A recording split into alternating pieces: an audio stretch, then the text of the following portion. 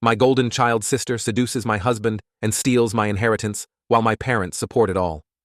My life was relatively calm, and my marriage stable, until my sister Eliza's life turned upside down and indirectly capsized mine. Known as the golden child in our family, Eliza had always been the one everyone else was measured against. Successful, charismatic, and seemingly perfect, she was the last person anyone expected to falter. However, her picture-perfect life shattered when her husband Mark caught her cheating, leading to a swift and decisive divorce. Facing the disgrace of her actions, Eliza had nowhere to go. Despite the gravity of her mistakes, our parents couldn't bear the thought of her struggling on her own. They pleaded with me to let her move into my guest house until she could stand on her own 2 feet again. Reluctantly, I agreed, hoping to keep peace in the family and help my sister rehabilitate her life. The initial weeks were uneventful. Eliza seemed genuinely remorseful, spending her days job hunting and her evenings mostly in solitude. My husband Alex was supportive of the arrangement, reassuring me that helping Eliza was the right thing to do. But as days turned into weeks, I noticed a shift. Eliza started emerging from her shell, her innate charm surfacing once more. However, it wasn't just her confidence that returned. Her flirtatious nature did as well, alarmingly directed towards Alex. It began subtly. She asked for his help with minor repairs around the guest house, her requests always timed when I was either at work or busy with the kids. I tried to brush off the nagging feeling in my gut, telling myself that they were just being friendly. But the friendly chats lingered longer, and her glances seemed to hold a different intention. One evening, I returned home earlier than usual, to find them laughing together in the kitchen, a bottle of wine open on the counter. The scene before me was innocent enough, but the intimacy of their interaction was palpable. It struck a nerve. Alex noticed my discomfort immediately, and the conversation awkwardly dissipated as Eliza excused herself. That night, Alex and I had a long discussion. He assured me that nothing inappropriate was happening, and that he was merely trying to be hospitable to a family member in need. Wanting to believe him and doubting my suspicions, I let it go. But as Eliza's stay prolonged, her boundaries blurred even further. She began complimenting Alex a little too often, touching his arm during conversations, and finding reasons to involve him in almost everything. My anxiety escalated when I overheard a phone conversation between Eliza and a friend of hers. Laughing, she mentioned how easy it would be to seduce Alex if she wanted, considering how much time they spent together. That comment was the final straw. My trust in her evaporated completely, replaced by a bitter realization that Eliza hadn't changed at all. She was still the selfish, manipulative sister I remembered from our childhood. Confronting Eliza brought out her true colors. She accused me of being paranoid and overreactive, claiming that she was just being friendly and that I was reading too much into her actions. The argument that ensued was heated and painful, ending with her declaration that perhaps she didn't need my help after all. In the aftermath, Alex and I agreed that Eliza needed to find another place to stay. The risk to our marriage and the constant tension was too high a price to pay. My parents were disappointed but understood the decision once I explained the full extent of Eliza's behavior. Eliza moved out a week later, leaving a rift in the family that would take time to heal. Though relieved, I couldn't shake off the feeling of betrayal. The experience taught me the hard lesson that sometimes the people closest to us are the ones we need to watch the most carefully. Alex and I worked through the remnants of the ordeal, our relationship ultimately stronger for having faced the challenge together. As for Eliza, last I heard, she had moved in with a friend in the city. I hope for her sake, she learns from her mistakes. But for my part, I learned to guard my happiness more fiercely, especially from those who have the power to disrupt it so easily. As the weeks turned into months, the strain began to show not just in covert glances or whispered conversations, but in every interaction within our once peaceful home. My relationship with Alex, though strong on the surface, began to bear the subtle marks of strain and suspicion. I found myself questioning not just Eliza's intentions, but also Alex's fidelity, something I had never thought to question before. Eliza, once content to live quietly and reflect on her missteps, now seemed to revel in the chaos she was creating. She was always around, inserting herself into our plans, interrupting our private moments, and increasingly, making disparaging remarks about how I didn't appreciate Alex enough. It felt as though she was sculpting a narrative where she was the misunderstood heroine and I, the oppressive antagonist. Things took a darker turn one evening when I returned from a business trip to find Eliza wearing what could only be described as a date night dress, cooking dinner for Alex. The scene was so out of place, so deliberately intimate, that any pretense of misunderstanding evaporated instantly. Alex, caught in the middle, tried to explain, but the look on his face told me he too realized things had gone too far. It was then I decided it was time to take action. The next morning, I contacted a family therapist and arranged for sessions, not just for Alex and me, but for Eliza as well. It was clear she needed help, and if our family was to survive, we needed to address the underlying issues head-on. The therapy sessions were illuminating. Eliza confessed to feeling overshadowed her entire life, despite being seen as the golden child. She admitted that her actions were driven by a deep-seated jealousy and a desire to prove she could disrupt even the most stable aspects of my life. This confession didn't heal all wounds, but it opened the door to understanding and, eventually, forgiveness. Meanwhile, Alex and I attended separate sessions to rebuild the trust that had been eroded. It was a slow process, filled with honest conversations and sometimes painful admissions, but it was healing. We learned to communicate better, to express our fears and insecurities openly, and to support each other in ways we had neglected before. Months passed, and with each passing day, the impact of Eliza's previous actions and her ongoing transformation became more apparent. Despite the progress made, the scars remain visible, not just within my marriage but throughout our extended family. The air was often thick with unspoken words and lingering doubts, a silent reminder of the past that refused to fade completely. Eliza, now somewhat distanced from us, attempted to mend the fractured relationships with other family members. She engaged in community service and took up hobbies that were a far cry from her previous high-powered job, seeking solace in simpler, more grounding activities. Her efforts were genuine, and slowly, she started to regain the trust of those around her. However, as Eliza rebuilt her life, new challenges emerged. Alex's business, which had once thrived, began to struggle. The local economy was shifting, and with it, the landscape of his industry. Stress from work spilled over into our home life, and old wounds began to ache anew. The memories of Eliza's betrayal, combined with current pressures, strained our conversations, filling them with sharp edges and long silences.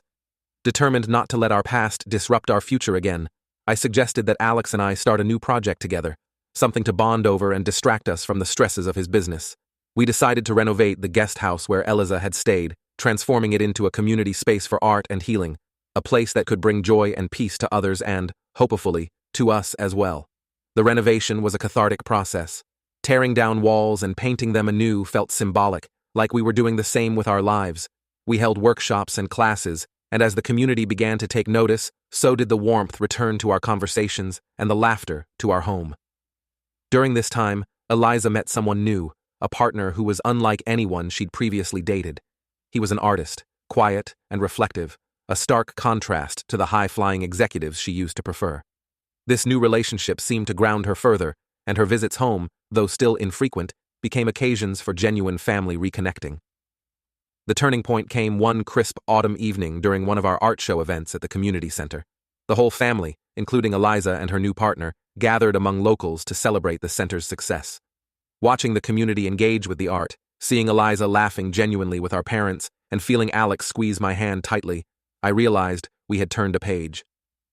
Later that night, as Alex and I cleaned up after the guests had left, he stopped to look at me, his eyes reflecting the soft glow of the fairy lights strung across the ceiling. "We did it, didn't we?" he said, not just referring to the event, but to all we had overcome. "We did," I replied, leaning into his embrace.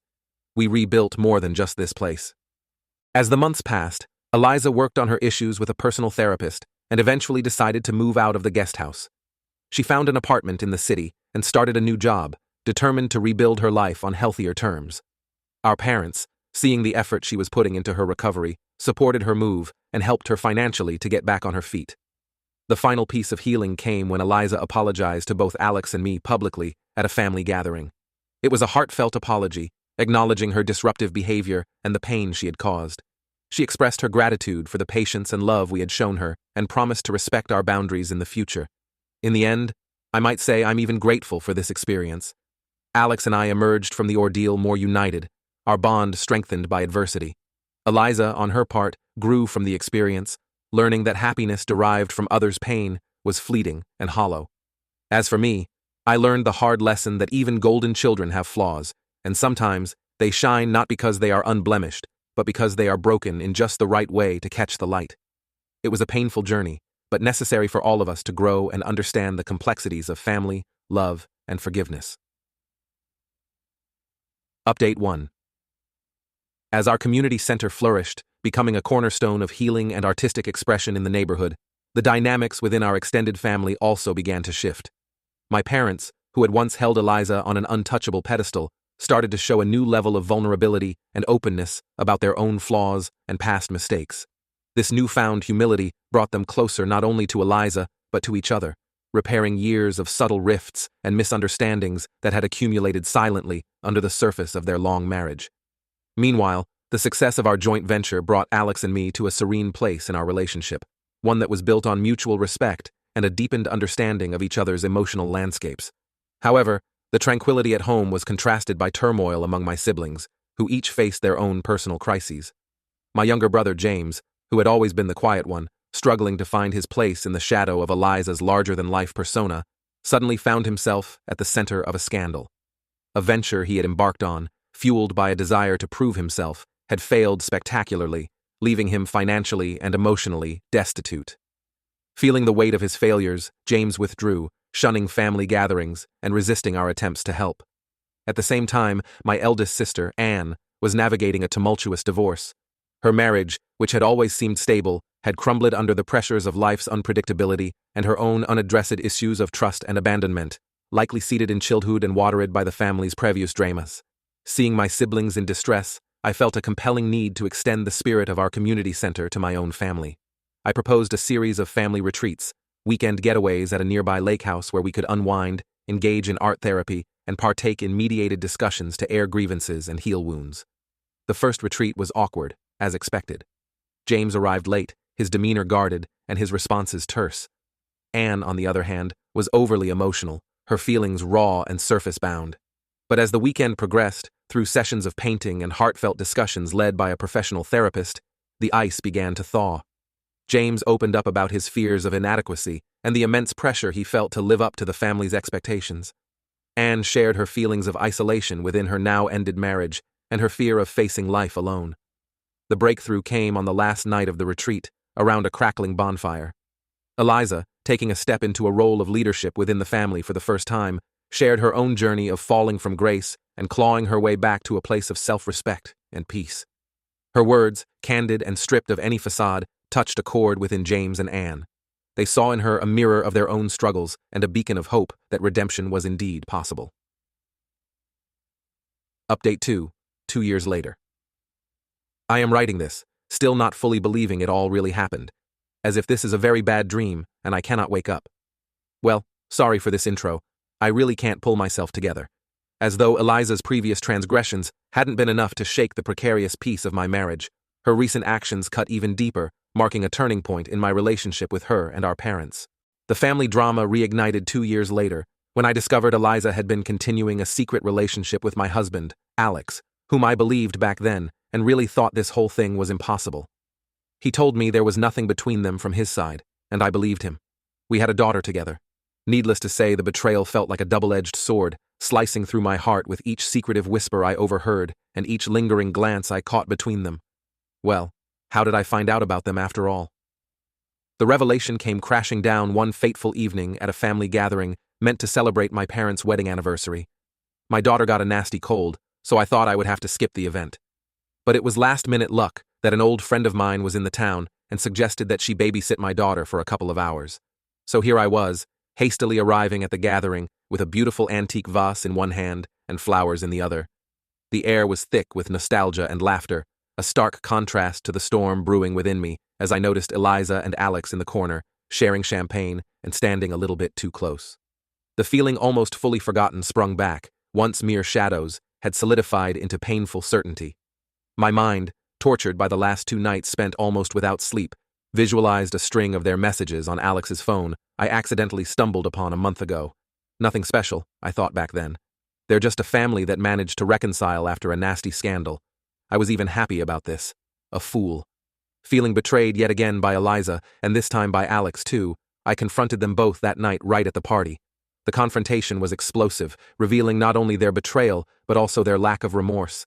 Eliza, ever the golden child, manipulated the narrative to paint herself as the victim of circumstances, claiming that Alex had been the one to pursue her and that she had struggled with her feelings given our relationship. My parents, ever her protectors, chose to side with her. First, they knew all this time that the affair was real and continuing, knew and kept it from me, I don't know what's wrong with them.